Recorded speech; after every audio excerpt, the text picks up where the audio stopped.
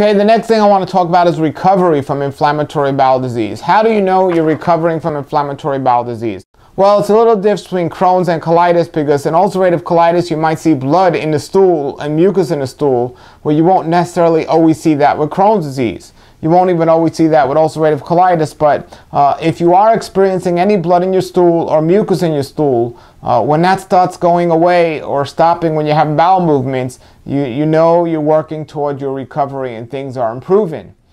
In both situations, you're going to be going to the bathroom many, many times and often have uncontrollable bowel movements or very short warning by the time you have to go to the bathroom.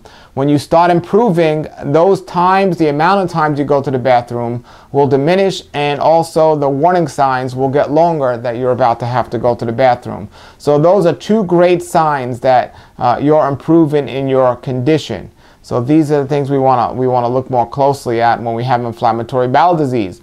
I can't tell people to get off their medication and their drugs because I don't have a medical degree, so I'm not allowed to tell people that. But I can tell people, if you're doing good and avoiding these signs but on medication, your goal should be to do good and avoid these signs but be off medication. So your ultimate goal is to be healthy but not taking medication, and that's what we want to work towards, and that's what I want to help you work towards by doing these steps. In your recovery, you'll start noticing you're not going to the bathroom as much, and you'll also start noticing that the blood will start not be in your stool as much, and it might take a while to get there. Some people say, well, how long will that take?